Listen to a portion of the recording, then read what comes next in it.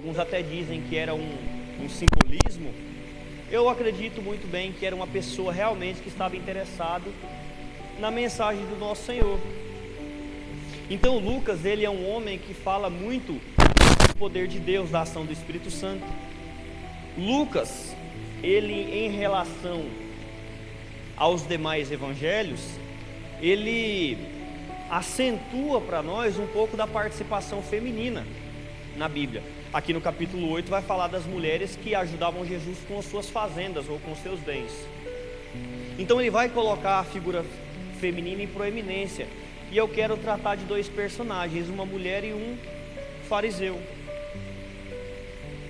Lucas descreve que Jesus chega em Cafarnaum aqui no capítulo 7. Jesus, depois de suas andanças, ele volta para a região onde ele começou o seu ministério. Nós sabemos que Cafarnaum é uma espécie de quartel-general. É um lugar onde Jesus dava suas ordens. E nós vemos aqui que Jesus cura o filho da viúva de Naim, o centurião de Cafarnaum no capítulo 7, porque o capítulo 7 ele é longo. Nós temos João enviando lá do cárcere pessoas para perguntar se Jesus era realmente aquele a quem esperavam, se ele era o Machia, se ele era aquele prometido por Deus. E logo após isso, Jesus começa a dar vista a cegos, a curar enfermos e a não menos perdoar pecados. E aí nós sabemos que após isso João ele é captado, e nós vemos isso. Então em Cafarnaum, Jesus é convidado para um banquete. Um fariseu convida nosso Senhor para se assentar à sua mesa. E a Bíblia diz aqui no versículo 36 que ele roga, ou seja, ele pediu insistentemente para que Jesus se assentasse à mesa. Nós vemos lá em João em capítulo 3 que à noite um fariseu, príncipe, foi ter com Jesus de noite, porque ele queria saber quem era aquele homem que perdoava pecados, curava enfermos e expulsava demônios. Então Jesus tinha causado muita curiosidade naquelas pessoas, não menos desse fariseu. Ele insiste para que Jesus estivesse na casa dele para comer, e isso era muito comum. Toda vez que mestres importantes estavam reunidos numa cidade, sempre havia jantares públicos para mostrar a sua presença e para que tivesse debates públicos. Eles discutiam sobre a lei, discutiam sobre as questões sociais e as questões políticas da época. E com muita insistência Jesus resolve aceitar este convite. E é aqui que eu quero tratar com os irmãos, porque nós temos aqui duas figuras centrais. Esse banquete está reunindo um certo número de pessoas, com certeza discípulos do fariseu, outros fariseus daquela seita e os seguidores de Jesus, e vários curiosos que estavam ali interessados para saber quem era aquele homem que estava fazendo tantas maravilhas. E nós sabemos da resistência que os fariseus no geral, não só os fariseus que estavam numa classe de certa forma superior aos demais da nação, mas até as pessoas mais baixas da sociedade, os mais pobres, segundo o comum. Havia uma certa rejeição, porque Jesus curava nos sábados, Jesus perdoava pecados, e Jesus dizia ser o Filho de Deus. Eram blasfêmias para aquele povo. Não muito depois disso, Jesus em Nazaré, onde foi criado, quase foi lançado do penhasco por afirmar ser o Filho de Deus. Então nós temos aqui um homem que estava curioso, mas resistia a quem realmente era Jesus. E nós temos aqui que Jesus é convidado para um jantar, no versículo 36. No 37 e 38, uma mulher aparece, sabendo que Jesus estava na região, porque a notícia corria rápido, falaram: olha, vai ter um jantar. É o mesmo que anunciar um congresso. Daqui a um tempo vai ter o congresso dos jovens, e as pessoas começam a saber: olha, tal data vai ter um jantar, vai ter um congresso. E era o mesmo que acontecia, era um evento que parava a cidade, no caso de Jesus mais ainda. E uma mulher foi lá.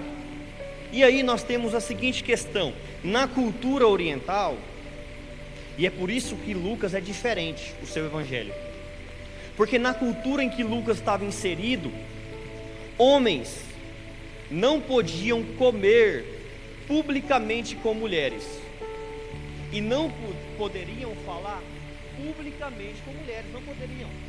As mulheres tinham que estar de boca fechada em público, e elas só poderiam fazer perguntas em casa, só poderiam falar em casa. De maneira alguma você iria ver naquela época um judeu, um fariseu conversando em público com uma mulher. Então tem uma mulher aqui, essa mulher é estranha na situação, porque este ambiente em que Jesus estava inserido em um jantar era um ambiente totalmente masculino, totalmente. Então tem algo muito estranho acontecendo aqui. E nós sabemos que na Bíblia toda nós vemos Jesus fazendo coisas estranhas aos costumes. Com certeza, se Jesus viesse no nosso tempo, nós iríamos estranhar o seu costume. Então, algo de errado, segundo a concepção daquele povo, estava acontecendo aqui, porque aquela mulher não era convidada em hipótese alguma, e ainda mais julgando a sua condição. Então aquela mulher, ela começa a chorar e a regar aos pés de Jesus no 37, 38. No 39, o fariseu que convidou fica meio sem entender o que estava acontecendo e julgando a autoridade profética de Jesus Cristo. E Jesus Cristo, sabendo disso, do 40 até o 47, que eu estou sintetizando para os irmãos aqui ter compreensão de tudo que eu quero explicar, ele conta uma parábola. Simplesmente porque o fariseu não falou nada, ele pensou. Jesus contou uma parábola sobre um senhor que tinha 2 devedores. Um tinha 500 dinheiros, outro tinha 50, devia 500 dinheiros e o outro 50 dinheiros, ou 500 dias de trabalho e 50 dias de trabalho. E a parábola que Jesus conta é que ambos foram perdoados. É por isso que eu li o 43, porque Jesus pergunta: quem é que amou mais? E o fariseu responde: com certeza aquele que é mais perdoado ama mais. É verdade, sim ou não? Parece que quando a pessoa está lá o nível de gratidão dela é muito. Parece que quando a pessoa ela é socialmente aceitável,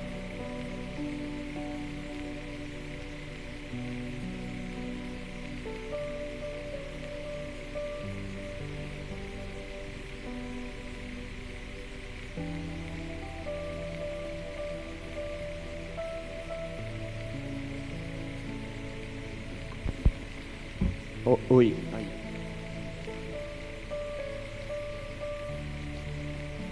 Tá aqui mesmo. Então, quando nós viemos de realidades obscuras da vida,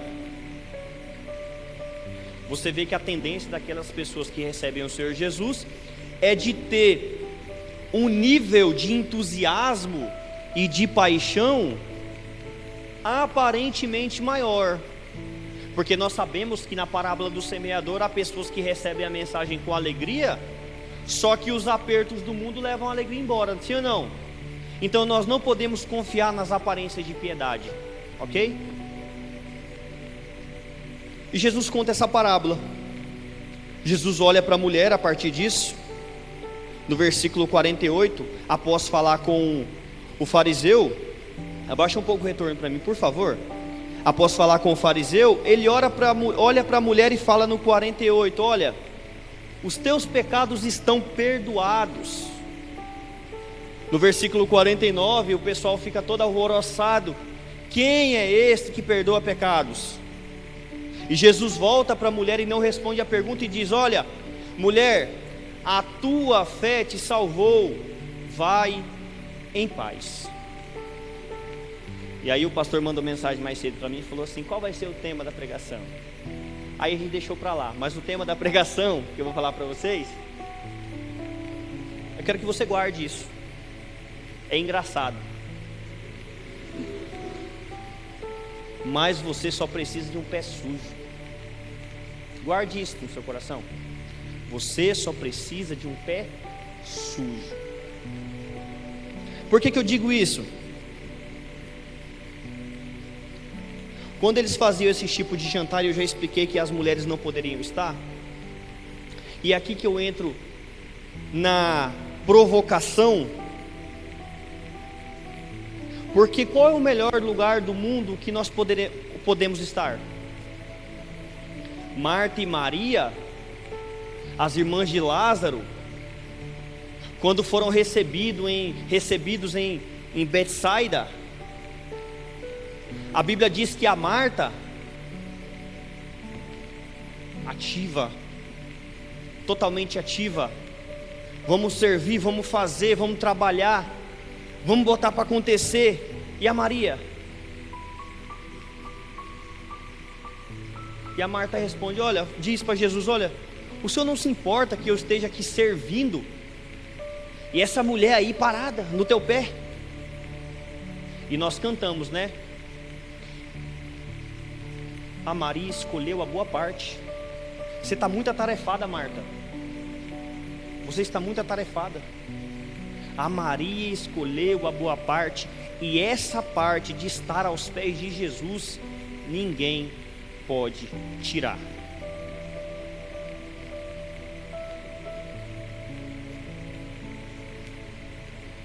O confronto começa quando nós precisamos entender quem nós somos. Quem nós somos e o que nós estamos vendo. Quem nós somos em relação ao quê? Quem nós somos como pessoa, que tipo de cristão nós somos. Porque nós temos duas visões aqui, nós temos dois personagens totalmente diferentes. Nós temos um fariseu e uma mulher pecadora.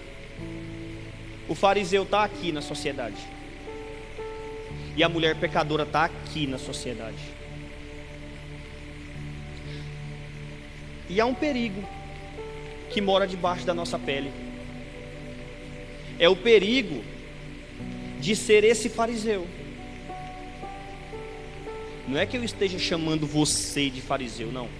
Eu estou dizendo que há debaixo da nossa pele um potencial de sermos extremamente hipócritas. Hipócritas. O fariseu estava incomodado e desconfortável com aquela situação. Por qual motivo? Porque seria uma desonra para a casa dele receber uma mulher daquele nível. Aquele fariseu estava preocupado com aquilo que a sociedade estava pensando sobre o trato de Jesus. Olha, houve uma reunião na casa de um fariseu, levaram Jesus, só que uma convidada, ou não, uma penetra, entrou lá também. Quem entrou? Uma mulher de má fama. Esse era o incômodo dele. Era um incômodo do tipo, olha, o que essa pessoa está fazendo aqui? Não há espaço no meu meio, não há espaço na minha roda para esse tipo de gente. Como é que essa mulher está aqui e toca um mestre? Como é que uma pessoa desse nível pode adentrar a nossa reunião sem que seja chamada e toque o mestre? O segundo incômodo dele é que ele achava que Jesus não tinha discernimento profético sobre a situação, porque Jesus era não tido apenas como um mestre, mas como um profeta. E ele fala aqui no versículo 39: Quando isso viu, o fariseu que o tinha convidado falava consigo dizendo: se este fora profeta, bem saberia quem e qual a mulher que lhe tocou, pois é uma pecadora. Talvez em uma versão sua esteja escrito assim: prostituta. Se esse cara realmente fosse isso tudo que ele diz, como é que ele ia deixar uma mulher tocar ele? Porque a ideia do Antigo Testamento era a seguinte: se um impuro te toca, você fica impuro. Quando aquele povo de Israel saiu do Egito, Deus deu uma lei muito engraçada. E eu, depois que aprendi, eu entendi o que Deus fala no Antigo Testamento. Ele diz assim: olha, toda vez que uma mulher estiver menstruada, e a gente sabe como é, sabe não, né? A gente tem ideia porque as mulheres falam. Você se entende, né? Toda vez que essa mulher estiver nessa situação, ela precisa ser afastada do arraial, ela precisa ir para um lugar separado. Se essa mulher sentar num banco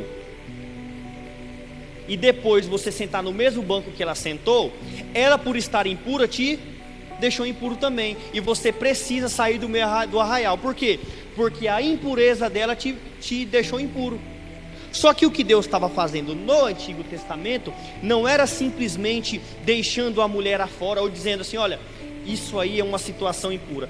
Deus estava falando com a mentalidade daquele povo, porque aqueles homens que pareciam homens das cavernas, por ter uma cultura egípcia, por vir de uma sociedade corrompida, panteísta, idólatra, diabólica, aqueles homens não respeitavam os momentos em que as mulheres estavam numa situação. E as mulheres confirmam para mim: TPM é ruim? É ruim, né? Então o que Deus estava fazendo lá? Deus estava dizendo, na linguagem dele: preservem as mulheres nesse tempo. Deixa as mulheres quietas para ficar no canto delas. Quem é casado sabe, né? Deixa ela. Só que ia acontecer algo interessante. Hoje é comprovado cientificamente. Aí eu perguntei da minha mulher também, para não falar besteira, que as mulheres, quando elas ficam muito tempo juntas, o ciclo menstrual delas se alinha, não se alinham?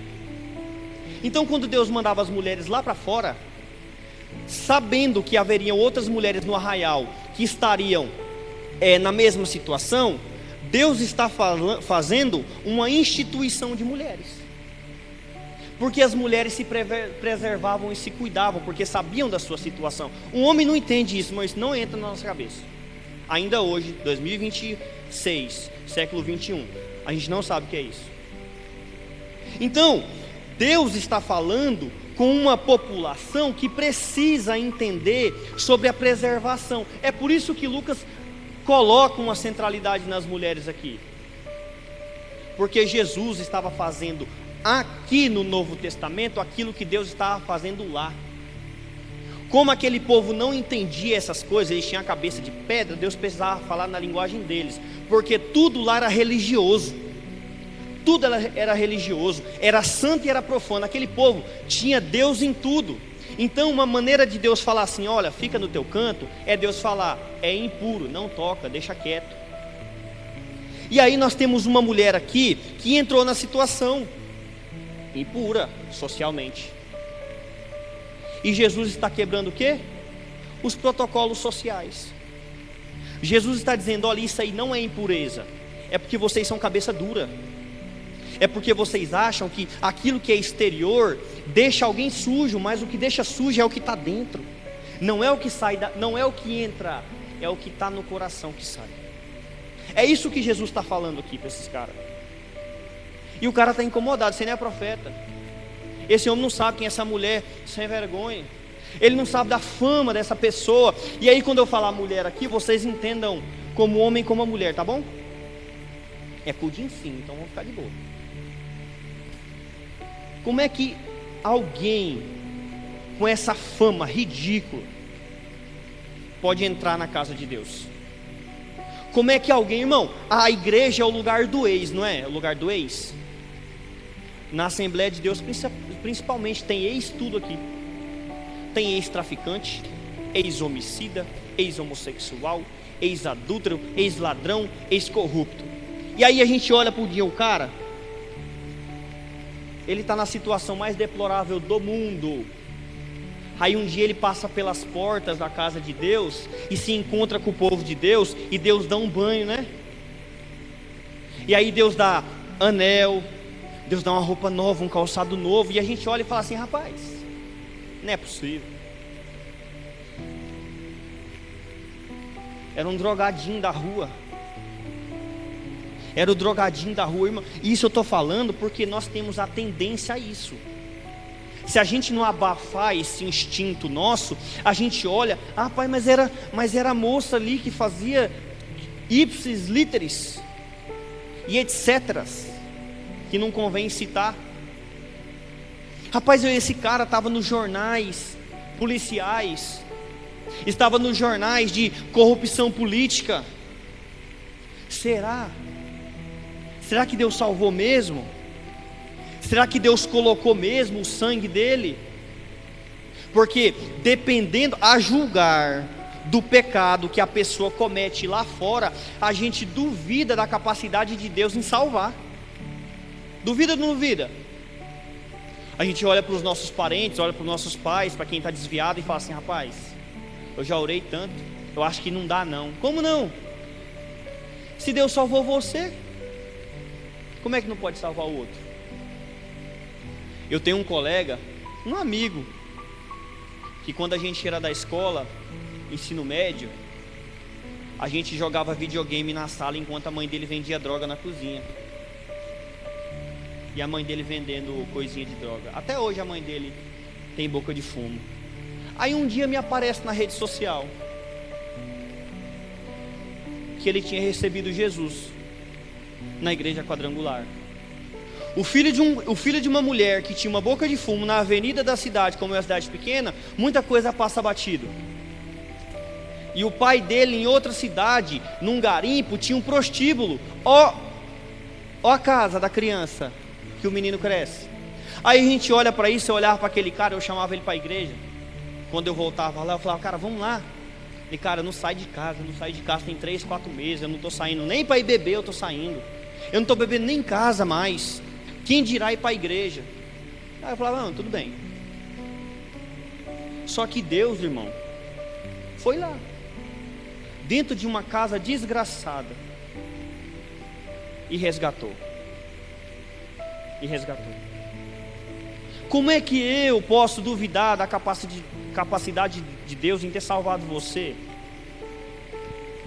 Como é que eu posso?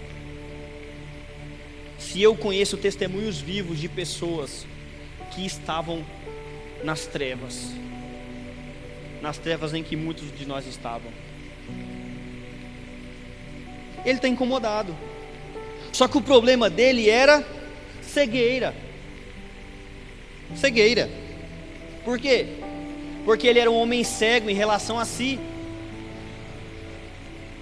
Ele não enxergava quem ele realmente era. E essa visão nossa, irmão, como é que fica embaçada de vez em quando, né? Deus dá um banho de loja em nós, né? Roupas espirituais, calçados espirituais. Aí o tempo passa na nossa vidinha aqui, e aí todo mundo é pecador, eu não. Isso é um outro problema, de achar todo mundo pecador e eu não. Porque você começa a carregar um fardo que não é seu. Você quer ser mais santo do que você realmente é. E aí eu começo a olhar, eu começo a ficar cego sobre mim, de quem eu sou. O meu coração parece que vai colocando um véu em cima dele. E eu paro de enxergar a mim mesmo. Eu paro de me olhar no espelho. E aí o irmão Marcos já não é crente mais. Nossa, eu vi o irmão Marcos, hipoteticamente, não cria uma imagem. O irmão Marcos, um dia eu vi ele esbravejar no trânsito. Não aconteceu. Imagem, estou pensando. O irmão Marcos pregando esses dias na igreja? Como é que o irmão Marcos pode esbravejar no trânsito desse jeito porque o cara fechou ele? Quem é que não erra, né, irmão?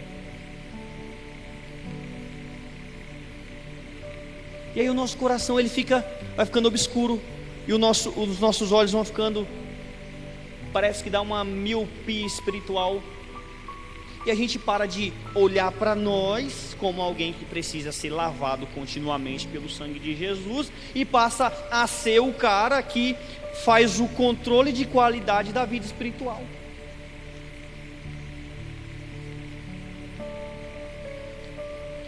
O cara vira o detetive de Jesus, o 007. Só que Jesus, a percepção de Jesus é o seguinte, que não é a quantidade de pecados, não é a quantidade de pecados que você tem, não é a quantidade de pecados que você tinha, é pecado. E o maior pecado é não reconhecer que tem pecado. Porque quando eu não reconheço que eu tenho pecado, eu sou o quê? Mentiroso. E mentir é o quê? Pecado. E eu perco a minha consciência de pecado, passo a olhar o outro como pecador, só que eu me esqueço que o pecado para Deus, entre estar no coração e praticar a obra, para Deus é a mesma coisa. É a mesma coisa. A diferença, irmão, é o impacto na vida das pessoas, é o escândalo. Só que quando Deus olha lá de cima, e graças a Deus que Deus não nos dá esse poder de ver as pessoas. Graças a Deus, Deus dá o poder de olhar exteriormente só e deixar a visão do coração só para Ele, porque só Ele sabe o que se passa no meio, no seu coração. Um pastor fez uma provocação em tom de brincadeira, dizendo: olha, irmão, se passasse num telão só o que a gente pensou hoje, você voltaria aqui no outro culto? Difícil, né? Talvez não. E os desejos? É esse cara. Porque quando Jesus conta a parábola aqui, do versículo 40 ao 47, Jesus não está repreendendo algo que ele fala. Jesus está repreendendo algo que ele pensa. Está no pensamento. E Jesus ele fazia essas coisas, né? Ele tinha umas revelações terríveis, né? O cara ficava murmurando assim, ó. Jesus, ó, tô sabendo, viu? Tô sabendo. Jesus conta essa parábola a partir de um pensamento. Ele não falou nada, ele estava só indignado. Uma indignação porque Jesus deixou ser tocado por alguém que é pecador. Ele não é profeta. Essa mulher é uma prostituta. Ele é um ladrão.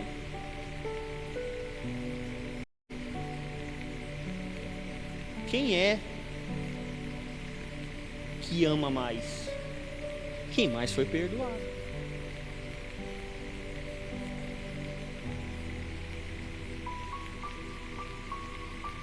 Qual é nossa? Daqui para cá eu vou terminar.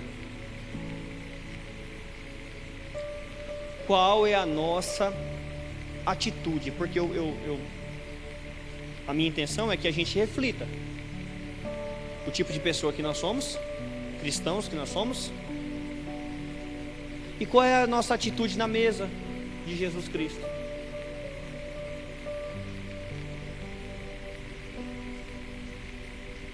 O fariseu que estava à mesa com Jesus se colocava numa posição de autoridade semelhante. Quando é que eu me coloco numa posição de autoridade semelhante à de Jesus Cristo?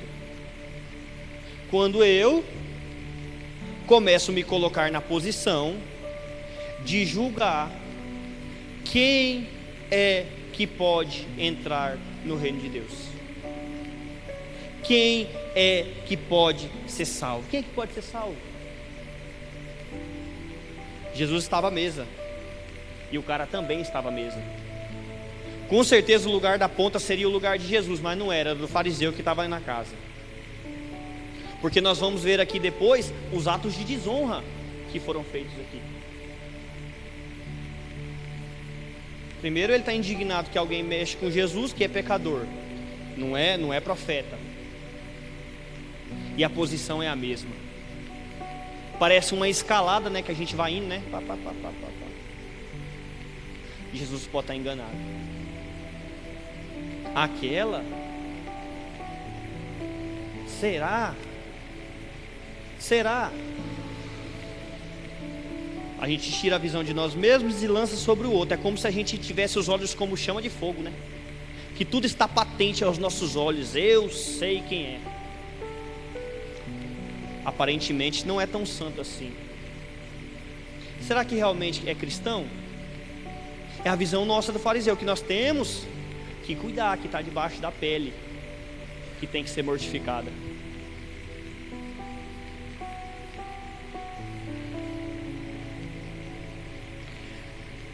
Na mesa, o fariseu estava com um julgamento em relação à mulher, que Jesus havia tirado os pecados. Não pode salvar, é indigna para a salvação. Jesus não é profeta de verdade, e ela é caída demais, pecadora demais, afastada demais, em trevas demais para estar nesse lugar. Irmão, a gente está preparado para lidar com o diferente de nós, com aquilo que é habitual, porque a gente está acostumado com o terno e a gravata e com o vestido. Está acostumado com o diferente? Não. Não faz parte do meu ciclo religioso, não faz parte da minha confissão teológica, não faz parte da minha denominação, não tem o mesmo manuseio teológico que o meu, então acho que não é, porque o meu está certo, é o meu que está certo, dele não. É o fariseu que habita em nós.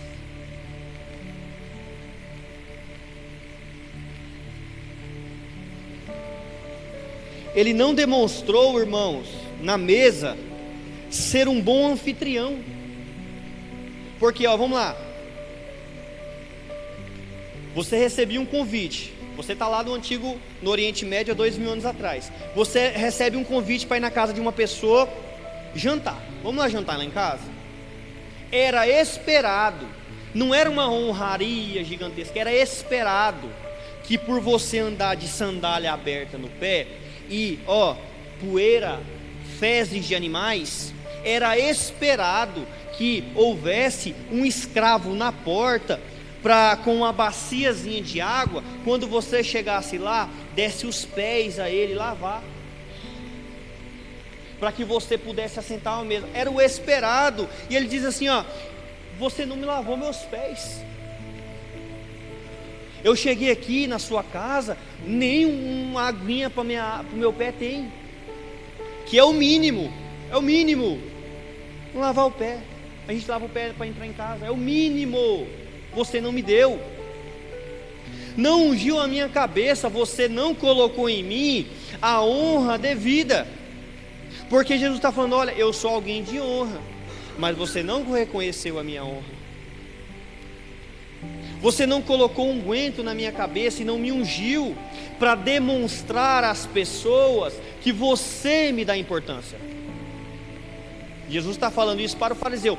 Você não está demonstrando para as pessoas que você me dá importância por não me honrar. Era só um perfuminho na cabeça, era só um negocinho. Aí Jesus já falava, Jesus vai piorando a situação dele, porque o trabalho de lavar pé é o de escravo. Ungir a cabeça, ele poderia ter feito. Aí Jesus fala bem assim, nem um beijinho no rosto você me deu. Nem um beijinho no rosto. E beijo no rosto para nós, irmão, homem dá um beijo no rosto do outro homem, é estranho para nós. Lá é um abraço. Jesus fala: nem isso você me deu. Um beijinho no rosto você me deu quando eu entrei aqui.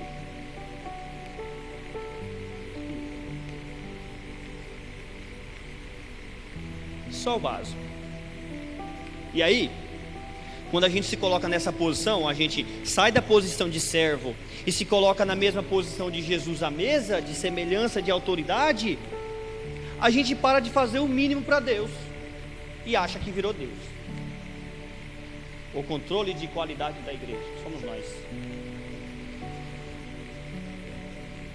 E o mínimo nós deixamos de fazer para o Senhor. A gente deixa de fazer o mínimo para o Senhor quando a gente acha que Ele não é poderoso o suficiente para salvar aquele a quem nós temos uma má opinião. A gente deixa de honrar a Jesus para fazer o papel de Jesus. Só que a mulher demonstra uma situação diferente. Ela demonstra uma atitude diferente. E aí, nós temos que ser que nem essa abençoada aqui.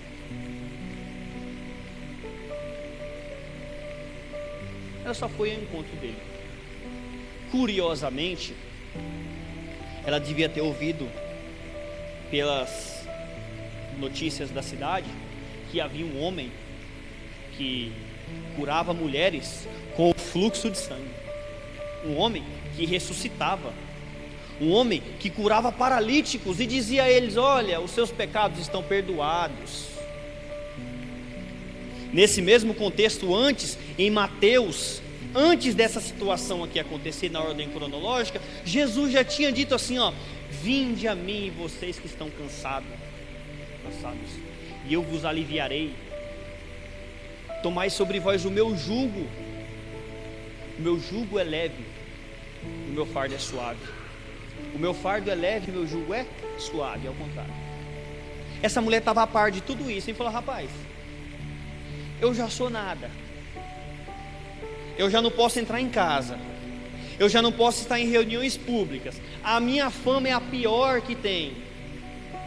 Porque eu já falei outras vezes aqui, o pastor já falou, que a situação da mulher naquela época era de segundo grau. Segundo grau. O homem estava aqui, a mulher estava aqui, junto com os animais. E você sabia que no islamismo, a mulher, eles falam lá, a mulher para eles é apenas um brinquedo, um objeto para o prazer do homem. Isso prega no islamismo. Eu já estou aqui mesmo, eu já não tenho mais nada, eu já não vou poder ter uma família, eu já não vou poder ter filhos, eu não vou poder adquirir um status social adequado para uma mulher de honra. Os meus pais com certeza já não me aceitam mais em casa, que assim funcionava. Emprego talvez eu não arrumo, não resta nada, eu vou lá dar uma olhada naquele homem lá. E aí devia estar havendo uma conversa aqui maravilhosa, que fez ela tomar uma atitude de vencer a multidão e vencer todas essas dificuldades. Essa mulher, ela representa o posicionamento daqueles que reconhecem a si mesmos e a Jesus Cristo. Porque quando você tem uma opinião correta de si, os seus olhos são limpos, o seu coração vai ser iluminado para saber quem Jesus Cristo é. E essa mulher vai lá: eu sei que eu sou pecadora, mas Ele disse que perdoa pecados. Eu sei que a minha situação interior emocional é péssima, mas Ele disse que o fardo dele é leve, que eu vou poder deixar sobre Ele os meus pêsames, as minhas tristezas, eu vou poder deixar sobre Ele o meu passado, porque eu sei quem eu sou. E nós precisamos saber quem nós somos. A gente precisa olhar no espelho todo dia e falar assim: ó, fica no teu canto, fica no seu lugar. Você é apenas alguém necessitado e carecido da graça de Deus. Você precisa olhar no espelho, irmão, precisa, todo dia você tem que falar assim: ó, fica no seu canto, cala a sua boca, você não é nada. Todo dia, porque se a gente vacilar, a gente se arrebenta. E ela foi. As suas lágrimas eram direcionadas, pois ela conhecia seus pecados e sabia que Jesus poderia limpá-la. Sabe que lágrimas são essas aqui? Não é de crocodilo. Não são lágrimas baseadas em emoções, porque a música pode nos causar emoções. A morte de um familiar causa emoções. Uma perda financeira causa emoções. Alegria causa lágrima. Alegria causa lágrima. Tristezas. Só que essa lágrima aqui não era uma lágrima que saía de simplesmente atuação fajuta. Não. É contrição. É arrependimento. Essa lágrima aqui é fruto de alguém que estava dobrada, de alguém que estava quebrada, de alguém que estava reconhecendo a sua própria natureza. E essa mulher vai até Jesus.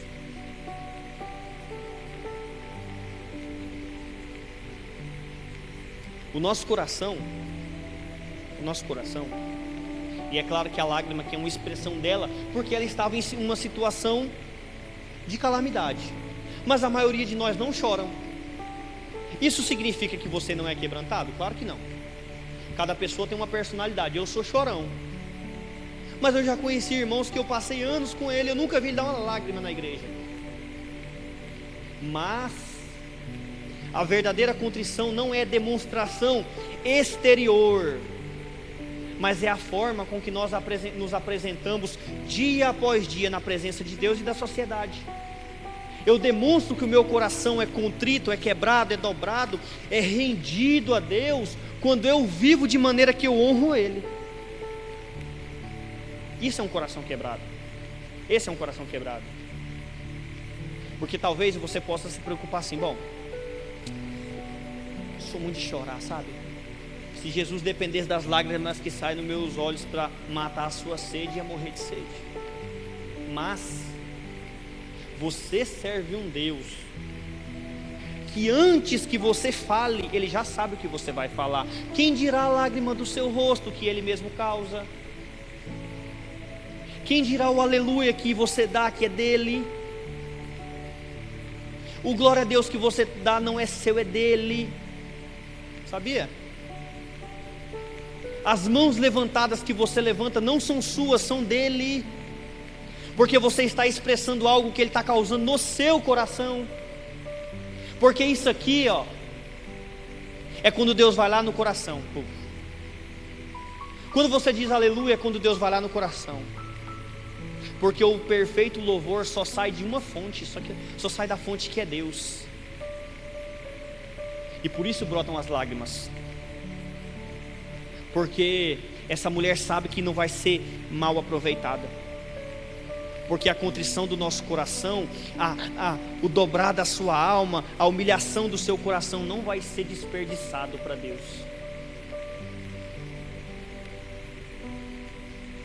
E aí, olha como essa mulher era. Tudo o que era reservado para a cabeça, ela colocou nos pés. Foi por isso que eu dei o tema para vocês. Você só precisa de um pé sujo. Um pé sujo. Sabe por quê? Porque quando Jesus entrou lá na casa do abençoado, a Bíblia diz que ele não, Jesus fala, né? Você não lavou meu pé. Só que Jesus assentado à mesa com os pés sujos. Aí, parênteses. A nossa mesa é aqui, a gente senta aqui, a mesa fica aqui, né? A mesa do oriental não, eles sentam assim, ó. E a mesa fica aqui. Então o pé daquele que está sentado sobre a mesa está à mostra de todos. E Jesus fala: olha, você não cuidou de mim, cara. Eu estou sentado na sua mesa e você não lavou meu pé. Aí, como eu disse que aquilo que era reservado para a cabeça, ela colocou nos pés de Jesus. A Bíblia diz que ela chorou, não foi? Chorou. O unguento que era para a cabeça, ela jogou no pé. E aí ela desenrolou os seus cabelos. E o trabalho que era do escravo fazer na porta, ela fez na mesa. Ela banhou os pés de Jesus com lágrimas e com adoração. e limpou com seus cabelos, que era a sua maior honra. Uma das maiores honras de uma mulher oriental era os seus cabelos. Aquela mulher, ela só poderia ter mostrado os cabelos delas em duas situações: para os pais e familiares e para o marido. Para o marido. Em hipótese alguma, se uma mulher não poderia falar, quem dirá soltar os cabelos? Quem dirá soltar o cabelo? E aí ela pega o cabelo e vai no pé sujo, e vai no pé sujo, e vai no pé sujo, e vai no pé sujo. E ao final daquele choro e daquelas lágrimas, os pés de Jesus estavam limpos. Limpos. Limpos. E quando há todo aquele falatório, aquele povo está tudo assim: Jesus, mulher, os seus pecados estão perdoados. O que aquela mulher fez demais? Chorou, derramou perfume, tirou os seus cabelos e lavou os pés sujos. Temos que sair dessa posição e ir para a posição de lavar os pés de Jesus de novo. Porque o tempo passa, vai passando e vai passando, e a gente está na mesa, está tudo bem, já tenho tempo, já sou antigo, já tenho cargo, e os pés de Jesus sujos. E o que nós precisamos é ser como essa mulher, ir para debaixo da mesa de novo, ir para debaixo da mesa, tirar a nossa honra, quebrar os protocolos sociais e demonstrar quem Jesus é para nós. Porque ou é isso, ou é o hipócrita. Ou a gente se coloca naquela posição de mulher pecadora, de homem pecador que reconhece a si mesmo como miserável, ou a gente para na porta, não entra e não deixa ninguém entrar.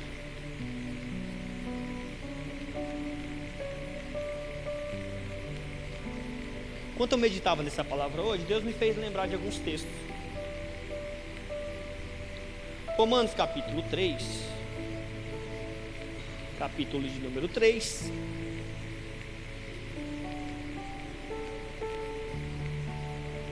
Reconhecendo quem somos sem Jesus. Olha o que Jesus diz sobre você, sobre mim, sobre nós sem Ele. Olha o que Jesus diz sobre nós sem Ele.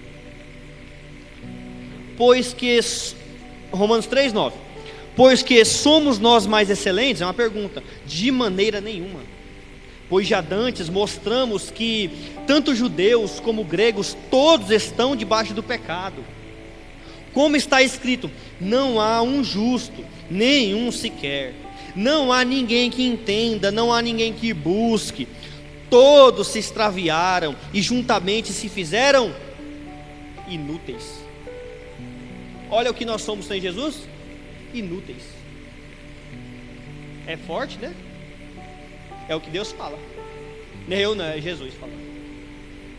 Graças a Deus que não é eu. Não há quem faça o bem, nenhum só. Sem Jesus você não pode fazer o bem. Vai piorar. A sua garganta é um sepulcro aberto. O que é um sepulcro, irmão? É um lugar de morto. Morte estava em nós sem Jesus. Com a língua tratam enganosamente, peçonha de áspide. Jesus falou que nós éramos que nem cobra. Está debaixo dos seus lábios, cuja boca está cheia de maldição e amargura. Os seus pés são ligeiros para derramar sangue. Em seus caminhos há destruição e miséria, e não conheceram o caminho da paz, e não há temor de Deus diante de seus olhos.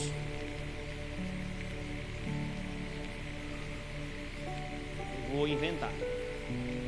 Vamos imaginar que quando aquela mulher foi chegando perto de Jesus e a luz começou a brilhar, Gênesis diz, né, que haja luz. João diz o quê? Que a luz brilhou nas trevas do nosso coração. Que quando a luz que é Jesus começou a brilhar nos olhos e no coração daquela mulher, ela começou a ter consciência disso aqui tudo. Eu sou inútil. Eu sou uma miséria. O meu interior é como um sepulcro. Eu sou enganador. Eu não posso fazer o bem. Romanos 3:23 diz o quê? Porque todos pecaram e estão destituídos da glória de Deus. Todos pecaram. Todos quem, mano? Todos. Não sobra um. Romanos capítulo 5. Porque Cristo, estando nós ainda fracos, morreu a seu tempo pelos ímpios. Porque apenas alguém morrerá por um justo. Pois poderá ser que pelo bom alguém ouse morrer. É a situação da pecadora. Mas Deus prova o seu amor para conosco, em que Cristo morreu por nós, sendo ainda pecadores. Sabe como é que Jesus trata o pecador? Sabe como? Com o inferno? Não. Jesus trata com a cruz. Com a cruz. O seu tratamento para o seu pecado, o tratamento da sua inutilidade, o tratamento da sua desgraça, da sua miséria, foi tratado na cruz. Graças a Deus por Jesus Cristo. Para que hoje eu possa olhar de novo para a cruz, de novo e de novo, todo dia, de novo, e ele fala, pega a sua também, aproveita. Essa era a nossa situação, meus irmãos. Eu quero que os irmãos saiam com a reflexão, essa reflexão. Quem nós somos na mesa? Que tipo de cristãos somos? Que tipo de cristãos somos? Será que já invernizou a religião em nós? Será que já não nos tornamos profissionais da fé? Profissionais da fé. A gente adquire os cacuetes, tudo. Mas às vezes já nos tornamos como fariseus. Mas para aqueles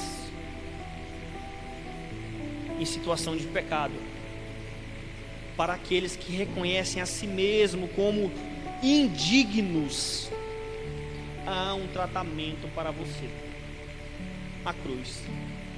Você precisa confiar seguradamente que Jesus Cristo, não você, que Ele vai botar as mãos em você, e que não é você que vai fazer a força, não, Ele vai fazer a força. E quando Ele faz a força, irmão, os braços de Jesus não dão fadiga, não dão cãibras, o braço de Jesus não dá cãibra, não. Os braços de Jesus não se cansam em segurar a nossa vida. Por quê? Porque um dia nós precisamos apenas de estar aos seus pés. Esse é o melhor lugar do mundo. Esse é o melhor lugar do mundo. Nos pezinhos santos daquele que nos ama. E que a gente não passe disso. Só o pé de Jesus é maravilhoso para nós. Amém? Os irmãos compreenderam? Glória a Deus. Eu espero que o que Deus causou em mim possa ter causado em vocês também. E que a gente durma hoje com essa palavrinha no coração. Que amanhã a gente olhe no espelho e fala: ó, cala a boca, fica na sua, você não é nada. Amém? Vamos orar? Val, você vai cantar um louvor, por favor? Senhor Jesus Cristo,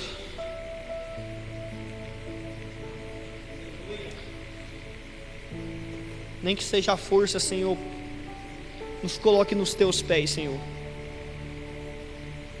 Nos teus pés, Senhor. É o lugar que nós precisamos estar, é nos seus pés.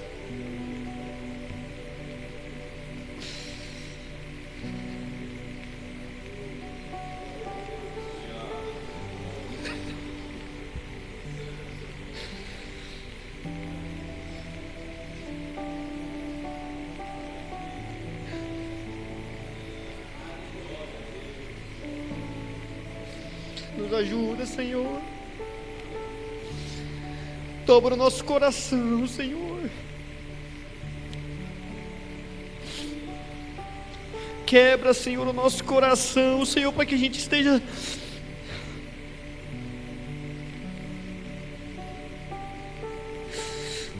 Senhor, como aquela mulher que o Senhor perdoou, Senhor, nos perdoa, Senhor, de novo.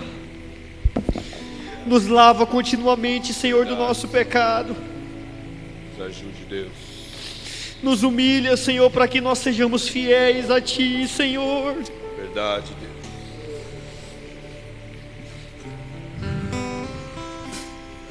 Oh, Deus, aleluia.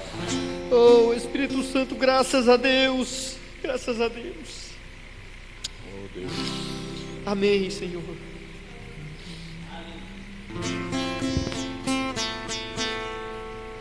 Amém, meus irmãos. Tem alguém inteiro ainda aí? Tem algum vaso inteiro aí? Essa palavra é para quebrar a gente, né, irmãos? É para nós colocarmos a nossa vida, colocar as coisas no lugar, na verdade, né? Amém? Deus é bom.